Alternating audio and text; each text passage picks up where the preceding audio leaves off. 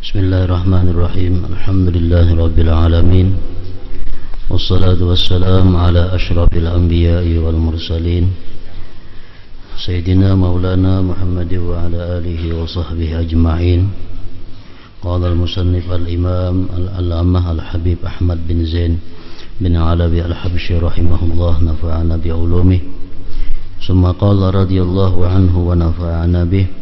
Wa hawaka jahidhu jihada munazi'in wa mukhalifin mislal aduwil absha'i. Fal hawa mailun nafsi ila ghairil haqq wattiba'uha lisyahawatil mazmumah. Wa qad ittafaqa jami'ul ulama ala anna as-sa'adah la tunalu illa binahyi an-nafsi 'anil hawa wa mukhalafati syahawatiha. Qala Allah Ta'ala wa naha an-nafsa 'anil hawa fa innal jannata hiyal ma'wa. Wa fil hadis qadimtum minal jihadil asghar ila al-jihadil akbar. Qalu wa mal jihadul akbar ya Rasulullah? Qala jihadun nafs. Wa fil hadis al-akhar al-mujahid man jahada nafsah wal mujahir man hajara as-su. Fa mujahalatun nafsi fardun lazim wa yarji'u hasiluhu ila qahri syahwati wal ghadab tahta hukmi syar'il mudraki bil binul aqal. Fa min qahirin li jami'i syahawatihi wa min qahirin li ba'diha wa huwa akthar wa min tarikin li jihadi hawahu bil kulliyah wa huwa akthar wa akthar. Wa ilayhi al-isyaratu bi qawlihi ta'ala afara'aita man ittakhadha ilahahu hawa ila akhir al-ayah.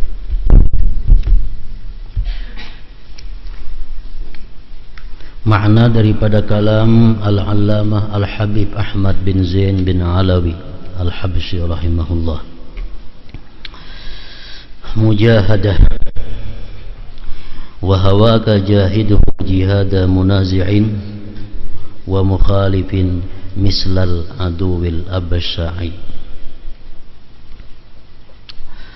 Perangilah hawa nafsumu dengan penuh semangat, seperti prajurit yang menghadapi musuh yang sangat buruk. Jadi mujahadah ini artinya adalah memerangi hawa nafsu. Disebut dalam bahasanya mujahadah.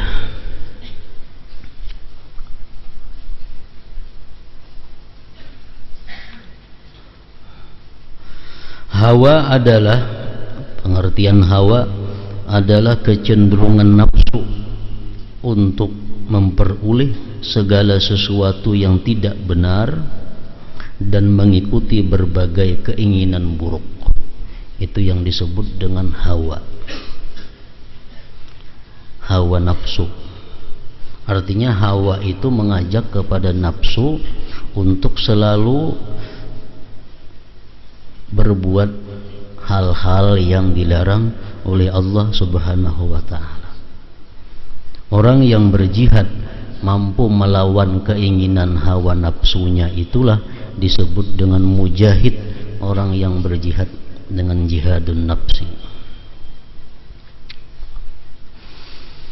Jadi mujahadah ini menurut hukumnya kadang-kadang bisa wajib, bisa pula mujahadah ini hukumnya sunat, bisa juga mujahadah itu fadilah, keutamaan.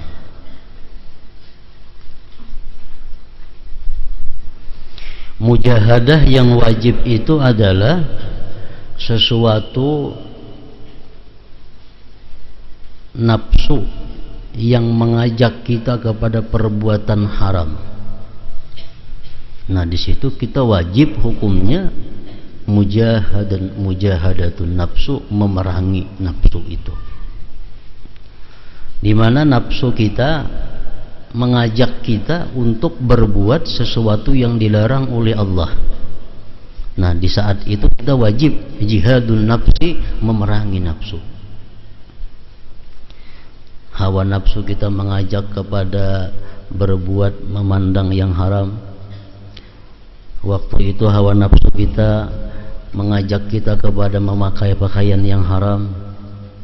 Waktu itu hawa nafsu kita mengajak kita berhias kepada perhiasan yang haram. Waktu itu nafsu kita mengajak kita mencari mencari usaha, mencari duit dengan jalan yang haram. Nah, di saat seperti itu kita wajib hukumnya jihadun nafsi, berjuang melawan nafsu. Kadang-kadang melawan nafsu itu ada hukumnya yang sunat, di mana waktu itu nafsu mengajak kita kepada hal-hal yang dimakruhkan Allah. Nafsu saat itu mengajak kita kepada perbuatan yang dibenci oleh Allah, nah kada diharamkannya. Nah, pada saat itu kita melawan nafsu, jihadun nafsi, hukumnya adalah sunat.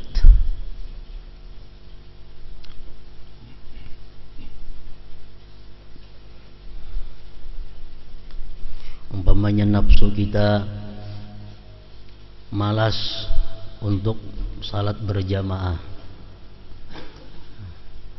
sembahyang sendiri dalam keadaan kada uzur, itu hukumnya adalah dimakruhkan, meninggalkan jamaah. Nah, nafsu kita mengajak kita untuk meninggalkan sembahyang berjamaah bagi laki-laki. Nah, saat itu kita sunat melawan nafsu kita untuk melaksanakan sembahyang secara berjamaah. Nafsu kita mengajak kita untuk guring sesudah sembahyang asar. Nafsu kita mengajak kita guring sesudah sembahyang maghrib. Nafsu kita mengajak kita untuk guring sesudah sembahyang subuh. Nah, melawan demikian itu hukumnya adalah sunat.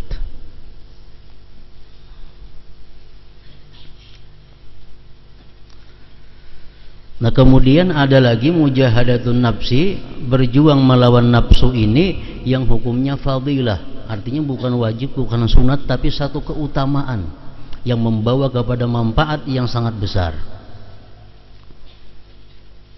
Contohnya menahan makan daripada berkenyang-kenyang. Nah, di saat nafsu kita masih hendak memakan sesuatu, kita tahan. Nah, ini adalah satu keutamaan, satu fadilah melawan jihadun nafsi.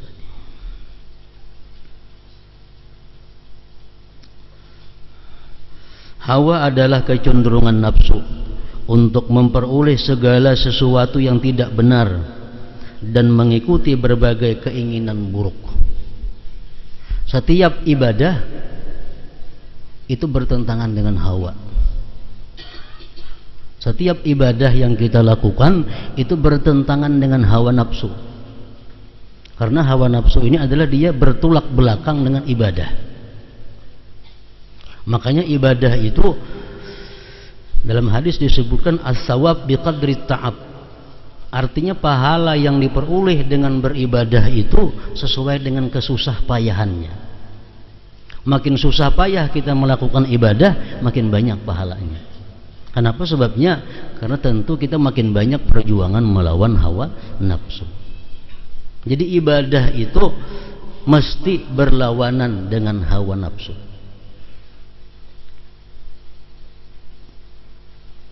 Kalau kita melakukan ibadah rasanya rasa manis, kita beribadah melakukannya dengan gairah, dengan rajin. Nah, ini perlu diselidiki. Perlu diselidiki. Karena pada hakikatnya orang yang beribadah dengan rajin, orang yang beribadah dengan manis itu adalah orang-orang yang sudah ma'rifat kepada Allah. Orang-orang yang belum ma'rifat kepada Allah itu pasti beribadah susah payah, pasti dipaksa. Nah, kalau kita beribadah nyaman, kita beribadah manis, ini perlu kita diselidiki. Jangan-jangan dalam pelaksanaan ibadah itu ada mengandung hawa nafsu. Jangan-jangan dalam beribadah itu ada kita mengandung hawa nafsu. Karena kalau orang macam kita beribadah pasti sulit, beribadah pasti lapar.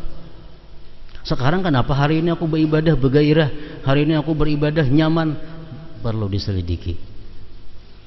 Belum tentu itu adalah anugerah Allah. Jangan-jangan ibadah kita dimasuki oleh hawa nafsu, sehingga kita menjadi rajin, menjadi nikmat, menjadi bergairah.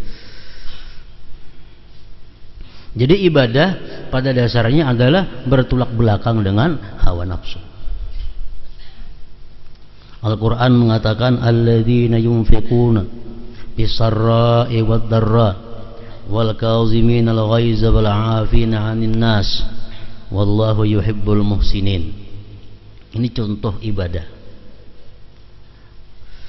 Alladzina yunfiqun, orang-orang yang menafkahkan hartanya di jalan Allah. Bisarra, baik dia di waktu lapang, di waktu kaya, wadharra atau di waktu susah. Harta itu adalah tabiat manusia cinta kepadanya. Tabiat kita menyenangi harta. Setiap kali kita mengeluarkan harta, pasti kita berat. Karena itu ajakan nafsu. Nafsu mengajak kita menahan harta kita. Bila kita mengeluarkan harta, nafsu kita keberatan. Apalagi di waktu susah. Bila kita mampu mengeluarkan harta kita untuk taat kepada Allah, berarti kita sudah mampu melawan hawa nafsu. Wal kaziminal ghaiza, orang-orang yang mampu menahan marah. Menahan marah ini adalah berat. Apalagi orang-orang yang punya kekuasaan, orang-orang yang punya keberanian. Menahan marah itu ibadah yang paling sulit. Kenapa? Karena bertentangan dengan hawa. Hawanya menuntut agar kita melampiaskan kemarahan itu. Hawa diri, hawa nafsu ini menuntut kita untuk melampiaskan kemarahan. Makanya kadang-kadang orang marah tapi kada tak ungkai, membubuk dalam hati. Begitu belang diungkayakan, lapang hati. Kenapa? Hawa nafsu sudah ditunaikan. Hawa nafsunya sudah dilepaskan. Dia sudah mengabulkan hawa nafsunya, lalu lapang. Kalau kita masih menahan marah, kita masih melawan hawa nafsu. Kita dituntut untuk marah, hawa nafsu kita menuntut kita marah. Kita tahan kemarahan itu. Nah, lapah menahan itu. Apalagi kita punya kekuasaan, kita punya keberanian, menahan marah itu makin sulit. Nah, itu adalah ibadah. Wal kaziminal ghaiza wal 'afina 'anil nas, orang-orang yang memaafkan manusia. Orang yang menyakiti kita datang minta maaflah. Kita memaafkan itu hawa, berarti kita sudah berjuang melawan nafsu. Orang merugikan kita, baik merugikan materi atau merugikan pribadi, datang minta maaf kepada kita. Kita kalau memaafkan orang itu adalah jihadun nafsi, memerangi nafsu. Karena nafsu kita menuntut jangan dimaafkan, kalau perlu ganti rugi. Kalau perlu ganti rugi. Itu tuntutan hawa nafsu. Kalau kita kau memaafkan, nah jihadun nafs. Wallahu yuhibbul muhsinin. Allah mencintai orang-orang yang berbuat baik.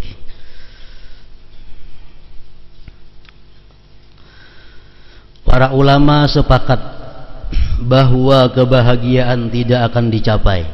Maksudnya kebahagiaan akhirat. Kebahagiaan akhirat surga. Kada akan dicapai kecuali dengan mengekang nafsunya, agar tidak memperturutkan keinginan hawanya serta menentang syahwatnya. Imam Sahal berkata, tarkul hawa miftahul jannah. Meninggalkan keinginan hawa itu adalah kuncinya surga. Nah, hawa. Jadi kadang alih meminan duit hawa ini. Bila hendak berbuat nang kada baik, nang haram, jelas sudah itu adalah hawa. Bila kita hendak dalam hati ada geritik berbuat sesuatu nang makruh, tuntutan hawa. Bila ada keinginan kita untuk melakukan sesuatu nang kada berfaedah, tuntutan hawa. Bila dalam hati kita ada tuntutan untuk berbuat ibadah yang kurang afdal, padahal ada ibadah yang lebih afdal, tapi hati kita hendak kepingin ibadah nang kada afdal, tuntutan hawa. Jadi Hawa kalau bisa inya menuntut kita ini berbuat nang haram, kalau kadakawa berbuat nang makruh, kalau kadakawa berbuat nang hina, kalau kadakawa berbuat ibadah tapi nang kada afdal ibadahnya. Ibadah nang kada afdal.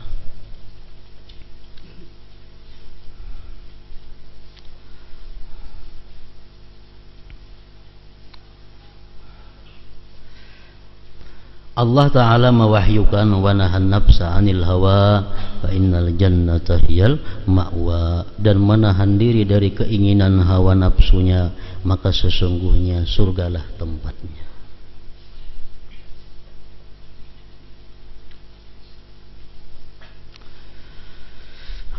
Dan dalam sebuah hadis disebutkan, qadimtum minal jihadil asghar ilal jihadil akbar. Qalu wa mal jihadul akbar ya Rasulullah? Qala jihadun nafsi. Setelah sahabat-sahabat Rasulullah pulang dari peperangan, Rasulullah berkata, kalian datang baru saja kembali dari jihad kecil menuju jihad yang paling besar, menuju jihad yang paling besar.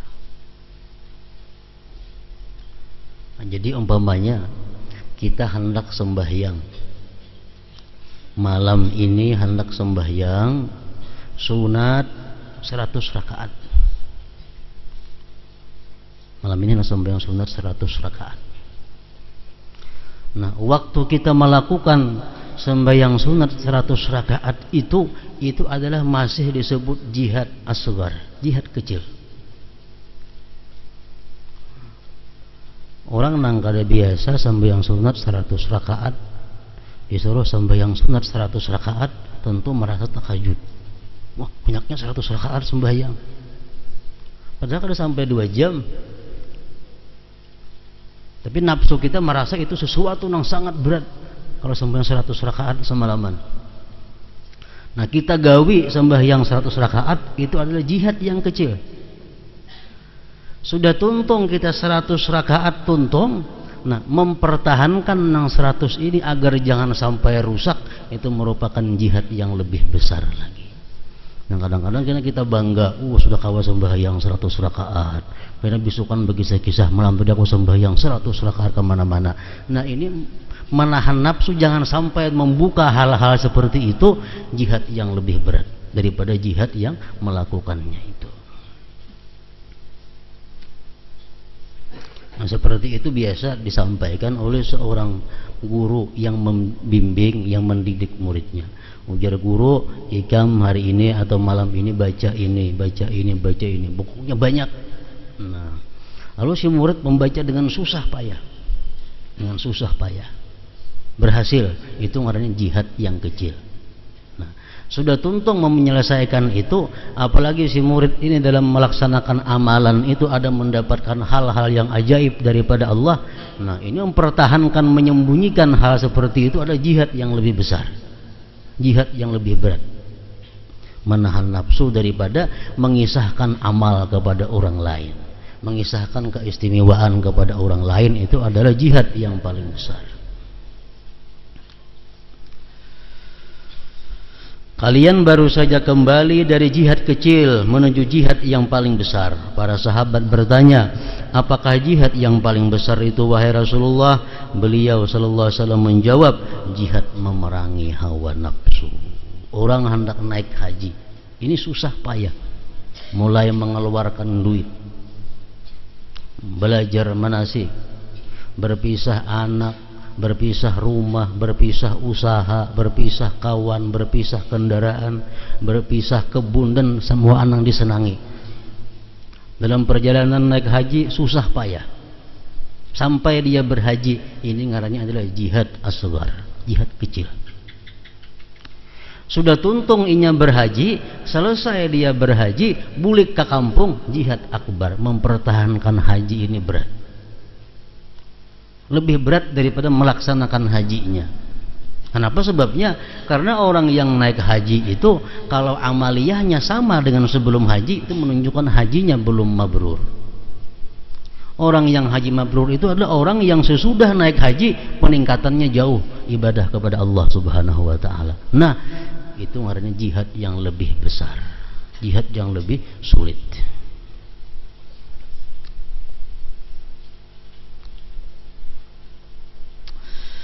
Al-mujahid man jahada nafsah wal muhajir man hajaras su.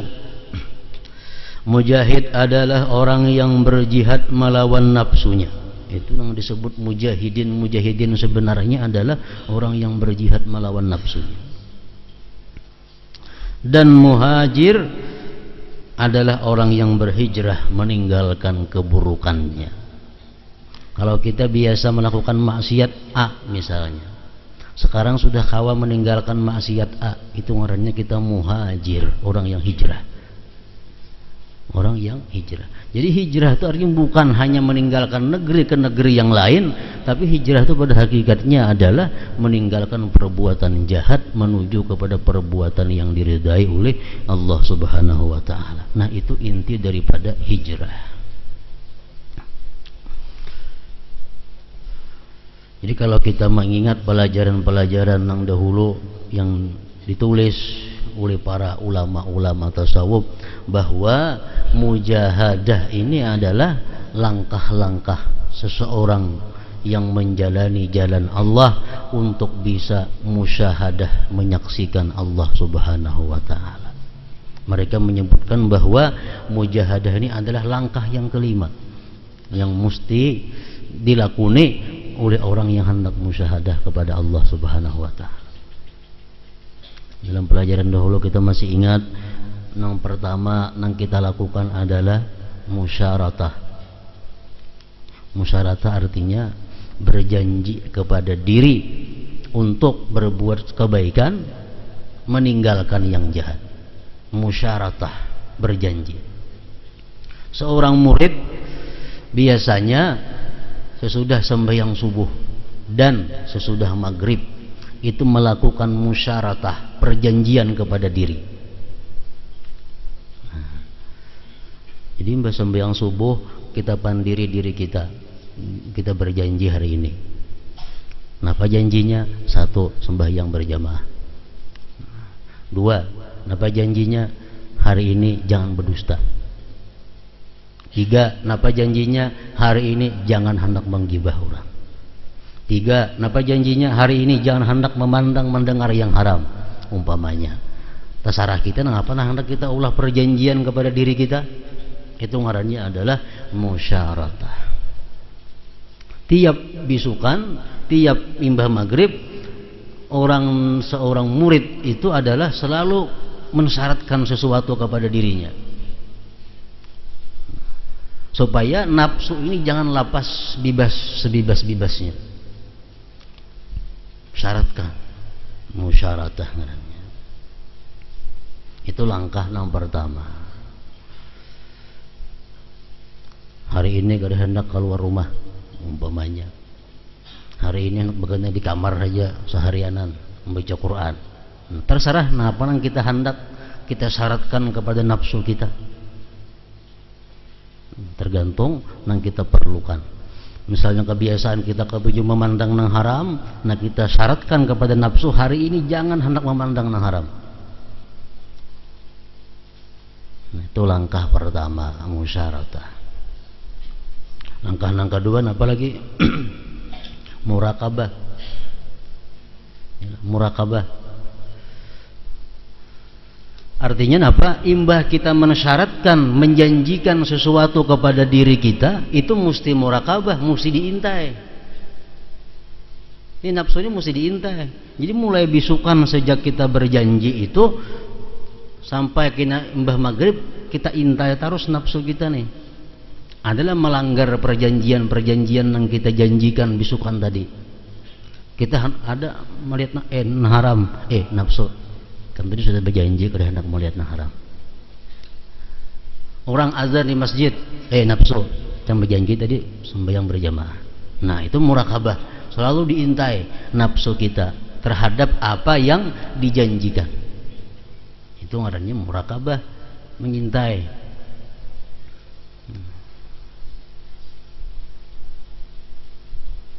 Itu biasa kalau kita mengarang perjanjian kepada orang, pasti kita intai orang itu. Kayak apa?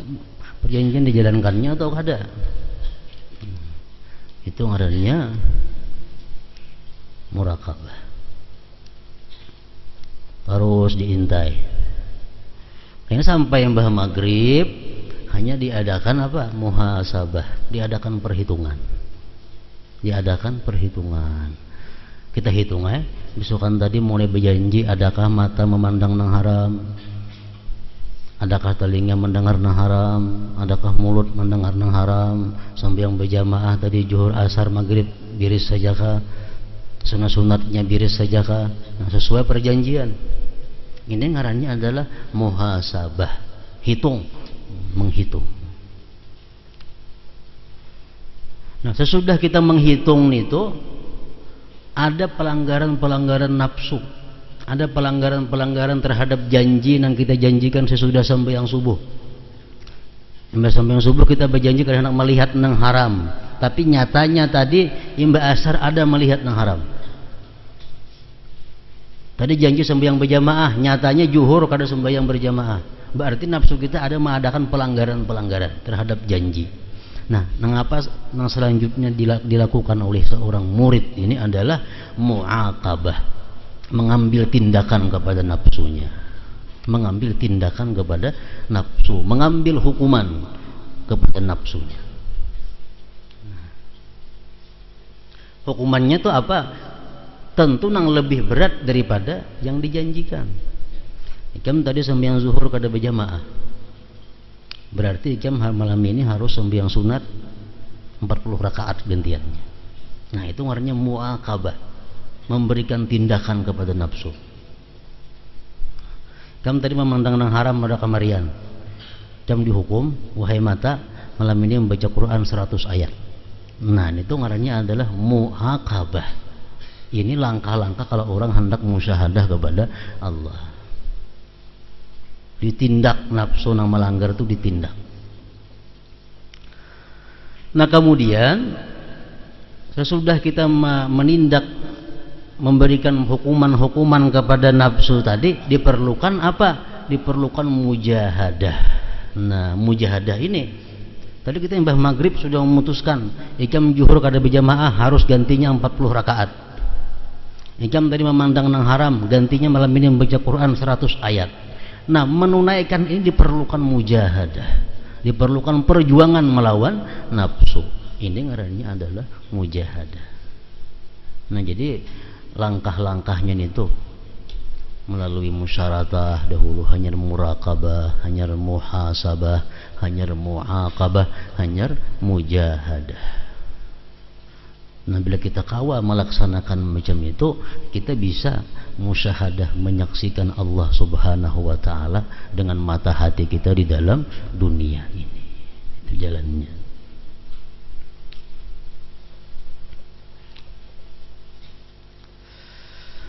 Mujahadah melawan nafsu merupakan sebuah kewajiban yang bertujuan untuk mengendalikan syahwat dan amarah di bawah hukum syariat yang diperoleh melalui akal yang telah bercahaya.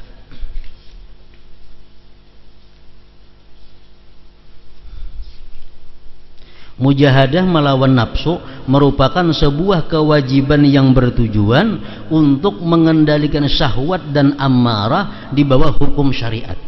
Tujuannya mujahadah itu mengendalikan nafsu, mengendalikan syahwat di bawah hukum syara yang diperoleh melalui akal yang telah bercahaya. Kayak apa supaya kita mau mujahadah? Kayak apa caranya supaya kita ini ada keinginan untuk melawan nafsu, melawan kehendak-kehendak buruk nafsu?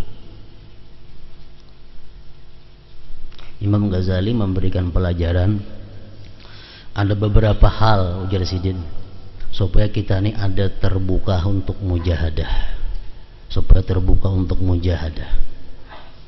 Yang pertama ujar Sidin, al-fikru bi ayyamid dunya al-qalilah wa ayyamil akhirah at-tawilah. supaya kita kawa mujahadah, supaya kawa kita berjuang melawan mengalahkan nafsu ini. Pertama kita berpikir bahwa hari dunia ini adalah sedikit, sedangkan hari akhirat itu adalah hari yang panjang. Dalam dunia kita hidup misal 70 tahun, tua sudah tuh 70 tahun. Di akhirat berapa?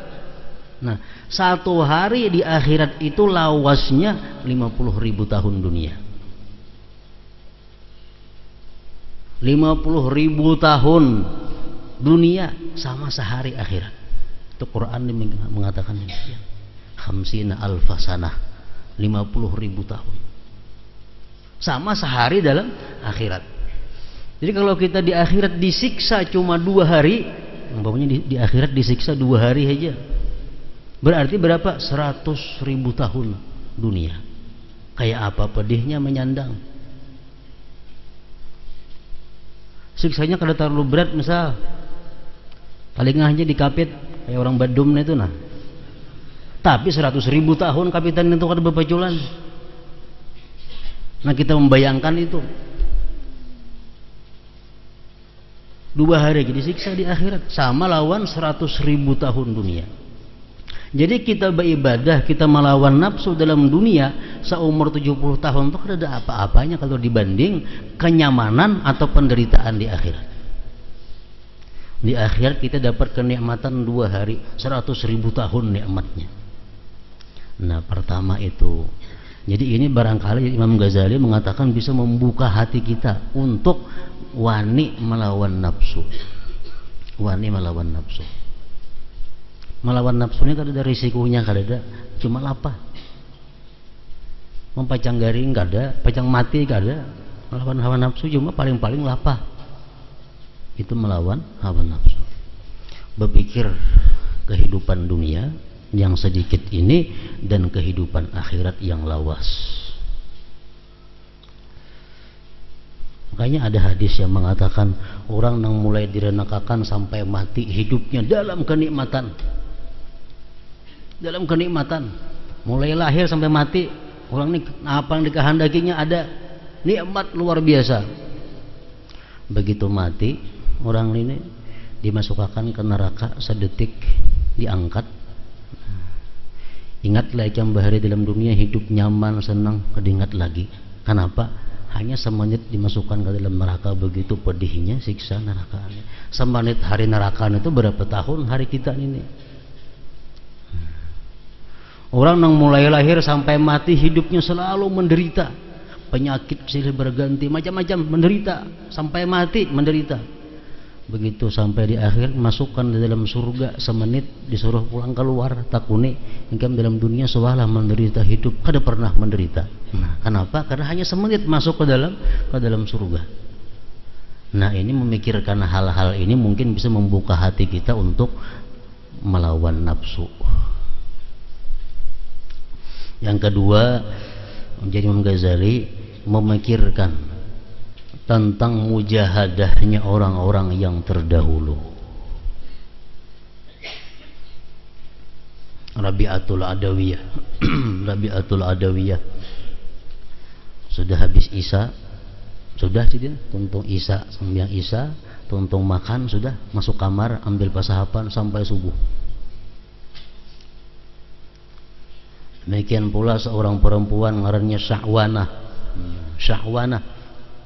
Syahwanah ini begitu matahari tenggelam maghrib sudah masuk ke dalam khalwatnya sampai kena pukul 6 terbit matahari hanya keluar beribadah kepada Allah Subhanahu wa taala. Ini Syahwanah. Dalam manakibnya perempuan Syahwanah ini ada bisi dan sanak bini-bini. Dengan sanak bini-bini ini berkisah. Ujar dengan sanak bini-bininya oleh Syahwanah ini bini-bini juga. Adingnya ada bini-bini. Ading ini bermimpi masuk surga.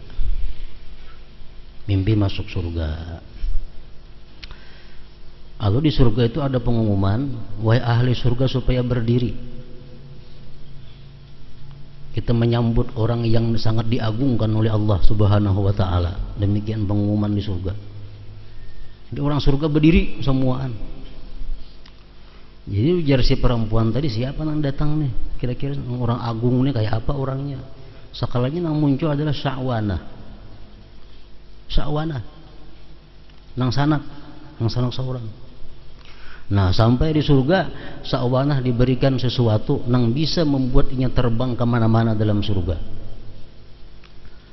Jadi ujar na adik nih, wahai Sya'wanah, coba engkau berdoa kepada Allah supaya aku bisa umpat ikam nak keliling-keliling di surga nih, terbang ke situ kemari.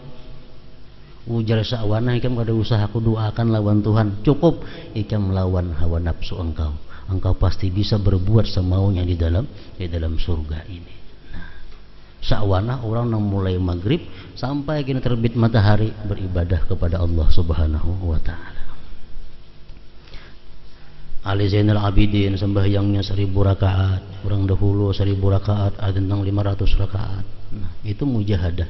Nah, kita buka, kita periksa kitab-kitab manakib orang-orang dahulu, kita kalau membandingkan kayak apa lawan kita rajinnya ibadah. Nah, barangkali kita ada terbuka hati untuk sedikit menyamai mereka itu. Jadi yang kedua membuka hati supaya bisa mujahadah adalah melihat, menalaah, mengetahui kayak apa orang-orang dahulu mujahadahnya, ibadahnya kepada Allah Subhanahu wa ta'ala. Yang ketiga, ujar Imam Ghazali mengatakan supaya kita ini bisa mujahadah, rajin beribadah, yang ketiga adalah suhbatus salihin, kita bersahabat, artinya selalu duduk bersama-sama orang yang saleh, selalu duduk bersama-sama kepada orang yang ahli ibadah. Sedikit banyaknya itu menarik kita beribadah juga. Jadi sebahagian ahli hukama, ahli hikmah mengatakan, siapa berkawan dengan 8 golongan manusia, maka Allah tambah dia 8 perkara. Jadi kawan kita ini sangat menentukan kelakuan kita.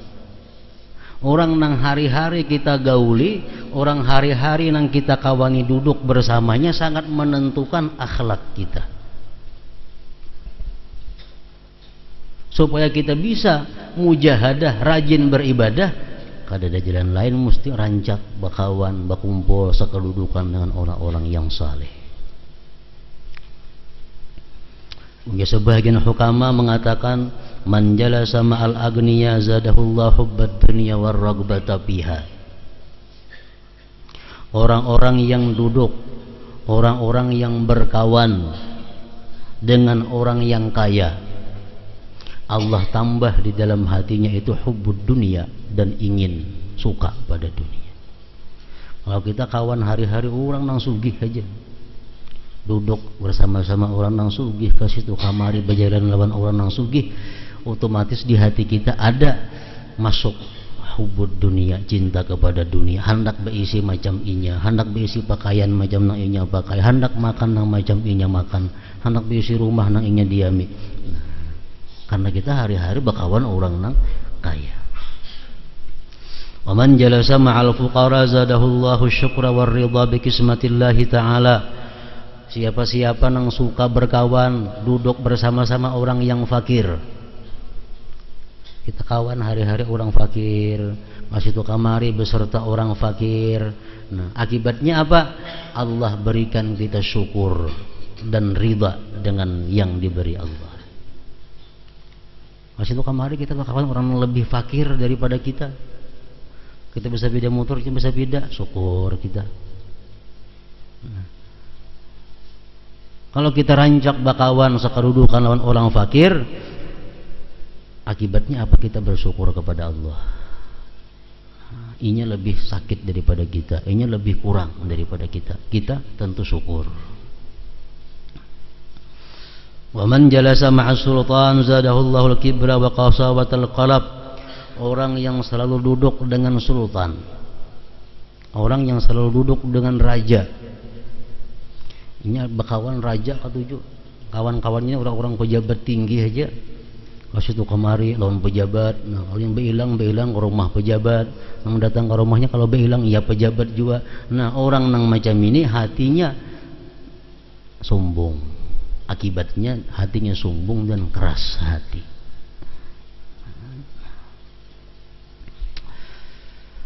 Wa man jalasa ma'al fusaq zadahullahu al-jara'ah 'ala dzunub wal ma'asi wa taswibit taubah.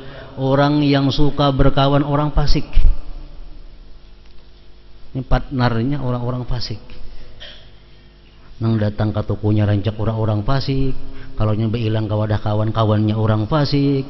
Kalau nya makan bersama-sama orang yang fasik. Kemana-mana kawannya nang fasik. Nah, buahnya apa kena ke hati kita? Timbul keberanian untuk berbuat maksiat, timbul keberanian berbuat maksiat dan menunda-nunda tobat, menunda-nunda tobat. Katanya bakalan orang fasik, nang dikawanannya ada sembahyang kada, puasa kada, duit haram kada, tahunang haram nya. Seorang bakawan itu kalau merasa asa baik kan, karena kawan nang kayak itu. Wa man jalasa ma'as salihin zadahullahu raghbah fit ta'ah wa jitnabil maharim. Barang siapa suka bergaul kepada orang-orang yang saleh, nah, duduk kepada orang-orang yang saleh, Allah tambah dia kegemaran beribadah, Allah tambah dia ketakutan untuk berbuat maksiat. Nah, jadi cara yang ketiga untuk supaya bisa mujahadah ini adalah sohbatus salih.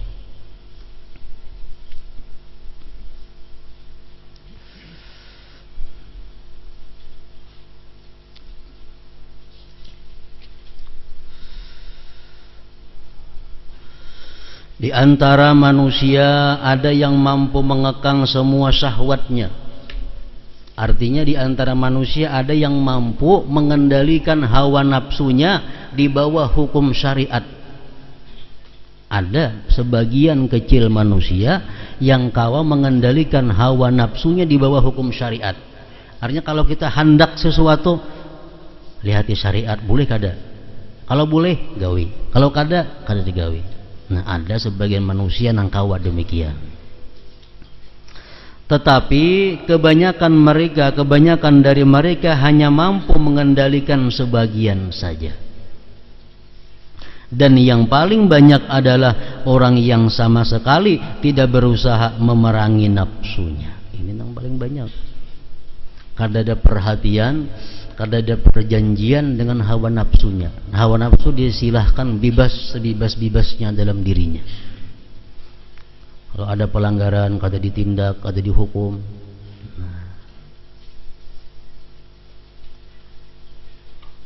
Padahal agama kita mengajarkan orang bulan puasa, bulan Ramadan, bersetubuh dengan istrinya dalam keadaan puasa, bersetubuh lawan istrinya. Ini orang nang dikalahkan hawa nafsu. Ini orang nang dikalahkan oleh hawa nafsunya.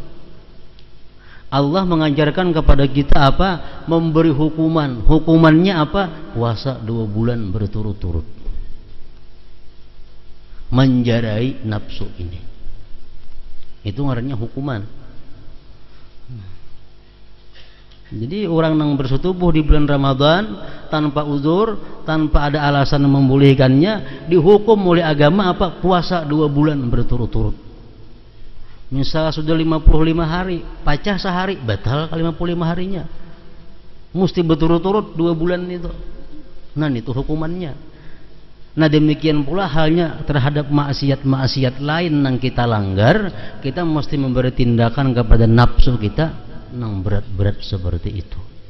Ada sehari saja pacahnya 2 bulan berturut-turut Allah menghukum nafsu.